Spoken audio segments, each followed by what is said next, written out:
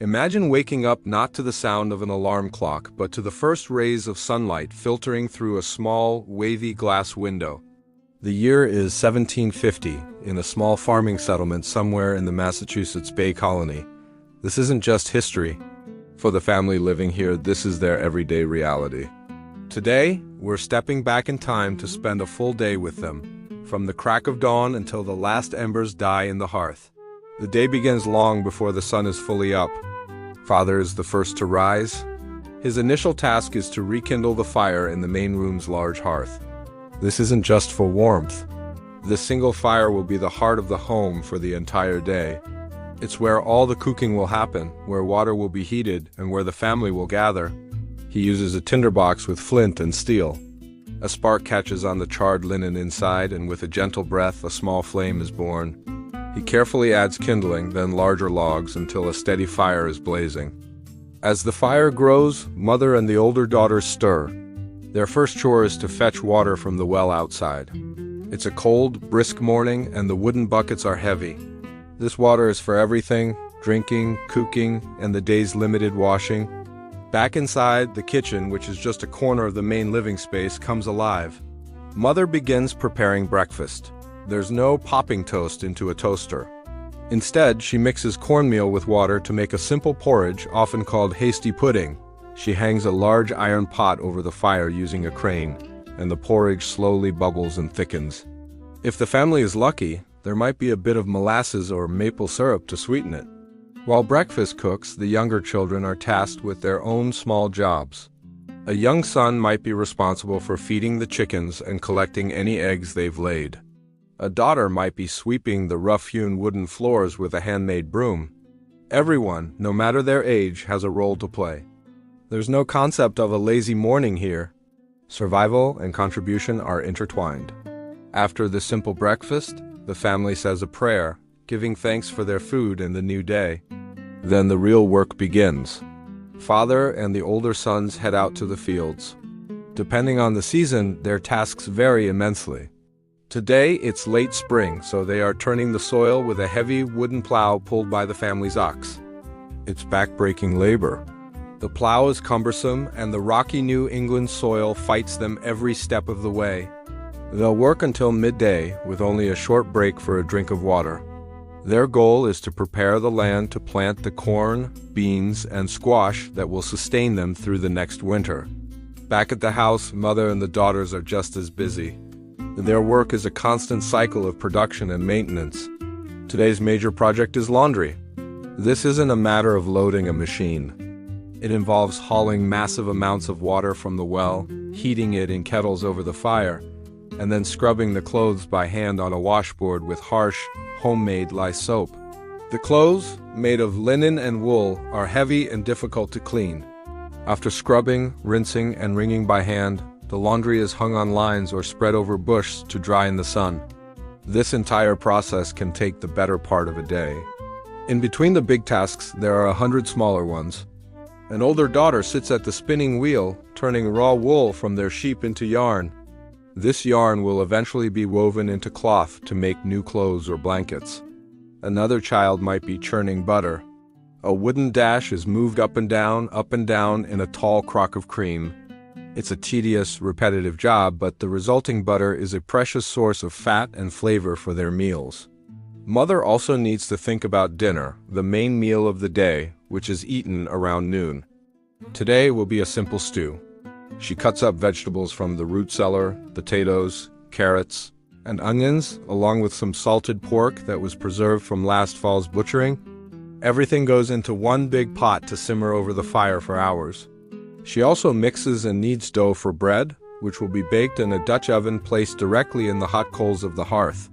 The smell of baking bread and simmering stew slowly fills the small, smoky house. The children who are too young for heavy labor aren't idle either. They might be sent to the woods to gather berries or nuts, or to the garden to pull weeds. They learn by doing, watching their older siblings and parents. Formal education is a luxury. If they learn to read, it's usually from the Bible, taught by their mother in the evenings if she has any energy left. For most, life is their classroom. Around noon, father and the sons come in from the fields, Tired and hungry, the family gathers around the wooden table for their dinner. The stew is hearty, the bread is dense and crusty. It's a quiet meal focused on refueling for the afternoon's work. Conversation is practical about the progress in the field or the tasks yet to be done. After the meal, the work continues. Father and the boys head back out, perhaps to mend a fence or chop firewood. A massive woodpile is essential for survival, providing fuel for both cooking and heating through the long, cold winter. The amount of wood a family needs is staggering, and cutting and splitting it is a year-round chore. Inside, mother and the daughters clean up after the meal. There's no running water, so dishes are washed in a basin of hot water from the hearth. Then it's on to other tasks. Perhaps today is the day for candle making. They repeatedly dip wicks into a pot of melted tallow or beeswax, a smelly and time-consuming process, but necessary for light after the sun goes down. Or maybe they spend the afternoon mending torn clothes. Fabric is too precious to waste, so every rip is carefully stitched and every garment is patched until it can be patched no more. As the afternoon sun begins to lower, the pace of work shifts. The livestock needs to be brought in for the night. The milk cow is led into the barn and milked. This fresh milk is a vital part of their diet. The chickens are secured in their coop, safe from nighttime predators. The boys finish their outdoor chores, storing tools and securing the barn. The family gathers back in the house as twilight settles. The evening meal, or supper, is much lighter than dinner. It might consist of leftovers from the noon meal, or perhaps just some bread and cheese with milk. The main cooking fire is banked, covered with ash to preserve the hot coals for the morning. With the darkness, the world outside becomes quiet and still. Inside, the only light comes from the glowing hearth and perhaps a single, precious candle. This is the time the family finally has to sit together. Father might read a passage from the Bible, mother might tell the children a story, or perhaps they simply sit in weary silence, the click of knitting needles the only sound as mother works on a new pair of stockings. This quiet time is short. The day started early and it ends early. One by one, the family members make their way to bed. The children might sleep on straw-filled mattresses in a loft, while the parents have a simple rope bed in the main room. As they drift off to sleep, the sounds are not of traffic or televisions, but of the crackling embers, the wind outside, and the distant call of a night bird. They rest, knowing that tomorrow the sun will rise and the entire cycle will begin all over again. This was life in 1750, a constant rhythm of hard work, family, and survival, lived one long day at a time. Thanks for joining us on this journey back in time. If you found this glimpse into the past fascinating, be sure to like and subscribe for more stories. As night slowly passes over the quiet colonial settlement, the world remains wrapped in deep silence.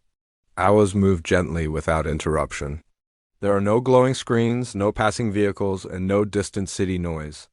Only the natural rhythm of night exists here.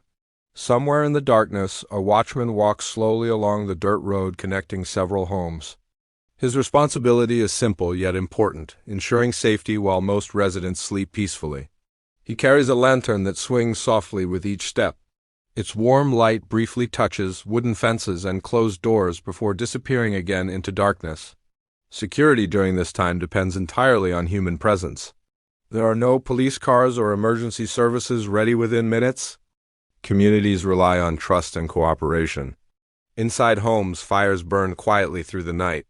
Families often leave small embers alive to make restarting the morning fire easier. Completely relighting a fire from scratch requires effort, and conserving warmth becomes essential during colder seasons. Winter nights are especially long. Snow sometimes covers farmland for months, forcing families to depend on stored food prepared during autumn harvests. Barrels of preserved vegetables, dried corn, and salted meat line cellar shelves beneath homes. Preparation determines survival. During these quiet hours, travelers occasionally move between towns. Long-distance journeys in early America are slow and uncomfortable. Roads remain uneven, often nothing more than widened paths through forests. Horse hooves press softly against frozen soil. A journey that today might take 1 hour could require several days during the 18th century. Travelers rest frequently at small inns or family homes offering temporary shelter. Candles flicker inside windows, guiding strangers safely through darkness. As midnight passes, temperatures fall further. Frost forms gently along wooden rooftops. Breath becomes visible in cold air leaking through small gaps in house walls. People sleep deeply after long physical labor. Unlike modern schedules shaped by artificial light, sleep follows natural cycles. Many individuals sleep shortly after sunset and wake before dawn without difficulty. Several hours later, the first signs of morning quietly return. Birds begin calling long before sunlight appears. This gradual transition from night to morning happens every day, unchanged for generations. Nature controls time itself. A farmer wakes once again. His routine rarely changes. Consistency provides stability in uncertain environments where weather, disease, or crop failure can threaten entire communities. Before breakfast, animals must be checked. He steps outside carrying a lantern, walking toward a wooden barn where horses and livestock wait patiently.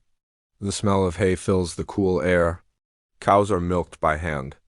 Each movement is slow and practiced, learned through years of repetition. Milk is collected carefully, later used for butter or cheese production inside the home.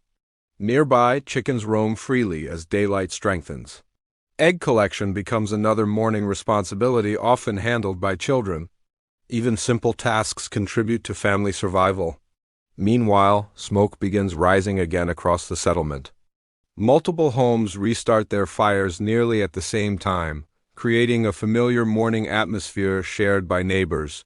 Community life remains closely connected. People recognize one another easily. News travels through conversation rather than written reports. Events such as births, marriages, or illnesses quickly become known throughout the town. Schools exist in limited form. Some children attend small one-room schoolhouses where reading, writing, and basic arithmetic are taught. Education focuses primarily on practical knowledge useful for daily living. However, many children continue working alongside parents instead. Labor skills are considered equally valuable. By late morning, markets occasionally form in larger settlements. Farmers bring surplus crops while craftsmen display handmade goods including tools, fabrics, or furniture. Transactions remain simple. Coins are used when available, but barter systems remain common. Trust plays a central role in economic exchange. Time moves slowly here. There are moments of waiting for crops to grow, for seasons to change, for letters arriving from distant relatives across the ocean. Patience defines colonial existence. Afternoons often include repair work. Wooden structures require constant maintenance against weather damage. Roofs must be reinforced. Tools sharpened. Wagons repaired after difficult travel. Every object holds value because replacement requires significant effort. Nothing is easily discarded. As sunlight begins its gradual descent once more, fatigue quietly returns. Shadows stretch across open farmland. Golden light covers fields that have been cultivated entirely through human labor. Evening preparations begin early. Water is collected again. Animals secured safely for the night. Remaining outdoor tasks completed before darkness arrives. Families gather indoors. The familiar glow of firelight fills homes once more. Meals cook slowly while conversations unfold calmly after long working hours. Stories often repeat across generations. Tales of migration, hardship, hope, and survival shape identity within these early American communities. Outside, darkness returns just as it did the night before. Stars appear gradually overhead. Without artificial illumination, the night sky becomes vast and deeply visible, a constant reminder of how small each settlement remains. Within the wider world, candles burn low, voices soften. One by one, family members prepare again for rest. Tomorrow will resemble today, and the day after will follow the same quiet rhythm. Life continues not through speed or innovation, but through steady routine and shared effort. The fire fades slowly. Wind moves gently across empty fields, and once again, the colonial American town falls into peaceful silence, drifting calmly into another long and restful night. As another peaceful evening settles across the colonial landscape, the rhythm of life remains unchanged. Across open farmland, workers finish their final tasks before darkness fully arrives. Tools are cleaned carefully and placed in familiar locations, ready for tomorrow's labor. Nothing is left outside without purpose. Weather can change quickly, and preparation always comes first. A young farmer walks slowly toward a wooden fence line, checking its strength. Fences are vital, protecting valuable livestock from predators during the night. Every small responsibility matters. Nearby, horses rest quietly inside barns filled with dry hay, their steady breathing mixing with the soft rustling of animals settling into sleep. The sky above begins its nightly transformation. Warm orange light slowly melts into deep shades of blue and purple. Sunset marks not just the end of work, but the beginning of calm reflection. Here, time feels different. Without newspapers arriving daily, people rely on memory and storytelling to understand the world beyond their settlement. Travelers occasionally bring news from distant colonies, stories of expanding towns, unfamiliar lands, or changing political tensions. But such information can take weeks or even months to arrive. Inside homes, evening routines continue peacefully. Iron cooking pots hang above open flames as meals simmer. The smell of vegetables and freshly baked bread fills the small living spaces. Families gather close, chairs scraping softly across wooden floors. Meals are rarely rushed. Conversation becomes the center of attention. Parents discuss weather patterns and upcoming harvests. Children listen quietly, learning practical knowledge through observation rather than formal instruction. It's a world built on shared experience. After dinner, simple entertainment begins. Some individuals carve wood into tools or decorative items. Others repair clothing damaged during fieldwork, needle and thread moving slowly beneath the warm glow of candlelight. Hands remain busy even during rest. Music occasionally fills the air when someone plays a fiddle or sings traditional songs remembered from earlier generations. These moments strengthen the bonds of community. Outside, the night deepens. Cool air spreads across empty roads. Lanterns glow faintly through windows before gradually disappearing, one by one as families prepare for sleep. In larger settlements, taverns might remain open a bit longer. Travelers share stories beside fireplaces while their horses rest outside after long journeys. The warm light and quiet conversation provide comfort against the darkness beyond the doors. But eventually, even these gathering places grow silent. The final candles burn low. Far away from the noise of modern cities, the natural world becomes more noticeable. Owls call from distant trees. The wind moves gently through tall grass. And above it all, the stars dominate the sky. For many colonial Americans, the night sky is both a source of beauty and a practical guide. Farmers observe seasonal star patterns to estimate the best times for planting and harvesting. Here, nature acts as both calendar and clock. Deep into the night, most homes remain completely still. Only the occasional crackling from a fading fireplace breaks the silence. Ash settles slowly as the warmth decreases. Families sleep closely together for comfort and warmth during colder nights, heavy blankets protecting them against dropping temperatures. Dreams arrive easily after physically demanding days filled with labor and routine. The hours pass quietly, peacefully. Eventually, the eastern horizon begins its familiar transformation once again. Morning approaches slowly. Before the sun appears, faint gray light outlines the barns, fences, and distant trees. Another cycle prepares to begin, just as it has for years. Roosters announce the coming day. Farmers wake naturally, guided by habit rather than obligation. There is no sudden urgency, only the steady continuation of life's predictable rhythm. Water is collected, fires are rebuilt, and animals are fed. Across the colonial settlement, smoke rises gently into the morning air, just as it did yesterday and the day before that. Life continues through repetition, through patience, through quiet persistence. Each day blends softly into the next, forming a peaceful existence shaped not by speed, but by endurance. And as sunlight spreads once more across this early American landscape, another calm day begins, carrying forward the slow and steady story of a world long before our modern noise ever arrived. Thank you for joining me on this journey back in time. If you enjoyed this glimpse into the past, please consider liking this video and subscribing for more stories. See you next time.